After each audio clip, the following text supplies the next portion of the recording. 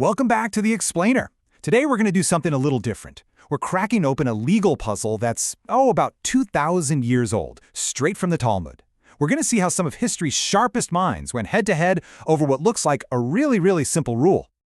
Okay, so to really get this, you have to picture the ancient temple in Jerusalem. And look, it wasn't just one big building. Think of it more like a series of zones, and each one gets holier as you move inward. You have the outer courtyard. That's kind of the main workspace where most of the sacrifices were handled. But then you have the inner sanctuary. This place was on another level of holiness, just immense sanctity. And so, as you can imagine, the rules about what or who could cross that boundary, well, they were a really big deal. And that right there brings us to the very heart of our investigation. I mean, this isn't just about some ancient ritual, right? It's a much deeper question about justice, about pure logic, and about how we even read the texts that our laws are built on. So what happens when a mistake, an honest mistake, is made in the most sacred place imaginable? Okay, Section 1, a mysterious temple rule.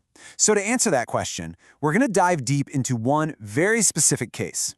It's a powerful and honestly kind of mysterious ruling from one of the absolute giants of Jewish thought, the one and only Rabbi Akiva. So here's Rabbi Akiva's rule. And at first glance, it seems totally straightforward. If blood from a sacrifice, which is supposed to stay out on the altar in the courtyard, accidentally gets brought into the inner sanctuary, boom, the whole sacrifice is disqualified, invalid. But the one little word that blows this whole thing wide open, the word that sparks the entire debate, is any. Why any sacrifice? Well, because when you actually go and look at the source for this rule, the verse in the book of Leviticus, it seems to be talking about one very specific kind of sacrifice. The text explicitly says, any sin offering. See the difference? It doesn't say any offering, period. And that right there is our central question. Where did Rabbi Akiva get the justification to take this law that applies to one specific case and just blow it up to cover everything? This is basically a legal detective story, and we're going to follow the clues step by step right alongside the great stages of the Talmud. All right, Section 2, the hot water parable. Let's jump into the very first theory. This one comes from a sage named Shmuel. And to explain Rabbi Akiva's thinking, he doesn't just, point to another verse. He does something way more clever. He tells a story, a parable, about a teacher and his student. Okay, so here's the story. You've got a student, and he's serving his teacher some wine mixed with hot water. That's the default. That's just what they're doing. Then the teacher says, hey, mix me another cup. Now the student has to think, right? Does he just mean more of the same hot water mix or something else? And the teacher's whole point is this. If I just wanted more of the same, I wouldn't have had to say anything extra. The very fact that I made a specific request implies I'm changing the rules of the game. I must be expanding the options to include cold water now too. That extra, seemingly redundant phrase, it signals a whole new meaning. And here is where things get really clever. Shmuel maps that exact logic from the story directly onto the verse from Leviticus. Think about it. The default topic of the verse is already the sin offering. So why on earth would the text bother to mention sin offering again? Shmuel's answer is, it's just like the teacher asking for another cup. That extra phrase, which seems totally redundant, is actually a giant clue that the law is being expanded. It's not just about sin offerings anymore, it now includes all the other sacrifices too. It is just a brilliant piece of reasoning by analogy. Right. Section 3, a twist in the logic. But, come on, this is the Talmud we're talking about. No answer is ever that easy.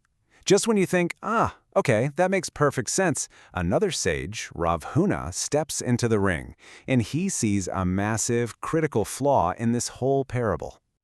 And Rav Huna doesn't just say, nope, you're wrong. He actually takes Shmuel's own logic and flips it on its head to argue the exact opposite. He's basically saying, hey, that's a nice parable you got there, but you've completely misapplied it to this text.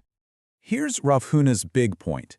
He says, look, in this section of the Torah, everyone already knows that the term sin offering is often used as a stand-in, like a prototype, for all offerings. So when the verse mentions it again, it's not a clue to expand the rule. It's the opposite. It's a clarification meant to restrict the rule, to say, hey, listen up, for this one specific law about blood entering the sanctuary, I only mean sin offerings, nothing else.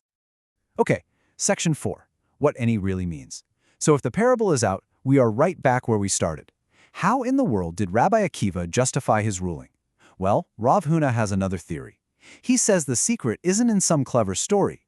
It's been hidden in plain sight the whole time, right there in the specific wording of the verse. Now, according to this idea, Rabbi Akiva was basically a master surgeon of text. He saw the verse as a careful, step-by-step expansion. First, you have the base word, sin offering, which sets the topic. Then you add the word any, in Hebrew, kol, and that broadens the rule to include other super sacred offerings. But then you add one more word, and, v'kol, and that expands it even further to pull in the sacrifices of lesser sanctity. Every single word has a precise legal function. But hold on, we are far from done. A brand new challenger just entered the debate, Rabbi Yosei Hagalili. And let me tell you, he is not buying this textual argument for 1 second. He looks at this intricate breakdown and basically says, yeah, nice try. But no matter how you slice and dice those words, this verse is about sin offerings and only sin offerings. And this just perfectly lays out the core of the disagreement. For Rabbi Akiva's side, those little words any and are like keys that unlock new doors, bringing in totally new types of sacrifices. But for Rabbi Yosei, nope. Those words are just there to specify different variations of the sin offering itself, like one for the whole community versus one for an individual, or a male animal versus a female one. The entire massive debate comes down to the job of 2 tiny words. Incredible.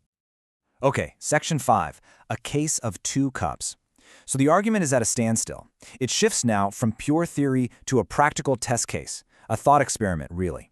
It's a scenario that's specifically designed to push both of these arguments to their absolute breaking point. So what happens if only part of the blood gets disqualified? All right, here's the scenario, straight from the Mishnah.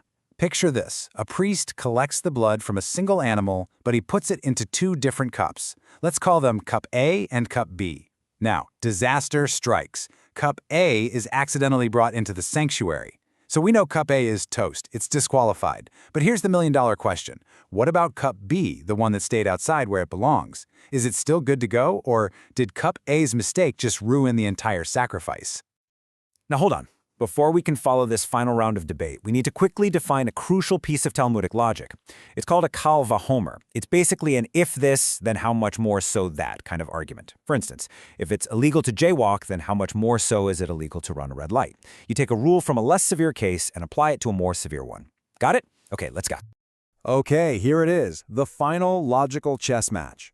Rabbi Yosei makes his move. He argues that taking blood into the sanctuary is actually a less serious mistake than taking it completely out of the temple courtyard. And since everyone agrees that taking 1 cup out doesn't disqualify the cup left inside, then surely this lesser mistake shouldn't have a harsher penalty. It makes perfect sense. But the rabbis have a devastating counter. They go right back to the text. The verse says, whereof any of the blood is brought in. And they argue that word any means that even 1 single drop entering the sanctuary contaminates the entire offering. When Rabbi Yosei tries to say, well, then taking it out should be even worse, they deliver the checkmate. The verse is crystal clear. It only mentions blood being brought in. This special batch-ruining power only applies to blood going in, not blood going out. Game, set, match to the power of precise wording. All right, section 6, the architecture of argument. So, after all that, where does this leave us? Let's take a step back and see what this all adds up to. Because the final conclusion isn't really about who was right, it's about the process itself, about the very nature of this kind of thinking. You know, what's so amazing about this is that the text never actually says, and Rabbi Akiva was right. There's no single winner here. And that's because the goal wasn't to just find a simple answer. The goal was the process. This incredible intellectual journey of taking an idea and stress testing it from every conceivable angle, using every tool they had. I mean, just think about the logical toolkit we just saw in action. We had reasoning by analogy with the whole hot water parable. We had super precise textual analysis, digging into the meaning of a single word. We had that a fortiori logic of the Kal Vashomer. And of course, the constant dialectic, the argument and refutation. This is the architecture of how you build an argument, how you build knowledge. And in the end, this ancient debate leaves us with a question that is just as powerful and relevant today as it was 2,000 years ago, whether you're in a science lab, a courtroom, or just arguing with a friend. And the question is this: when is the process of the argument, the hard work of truly understanding, more important than just getting to the final answer?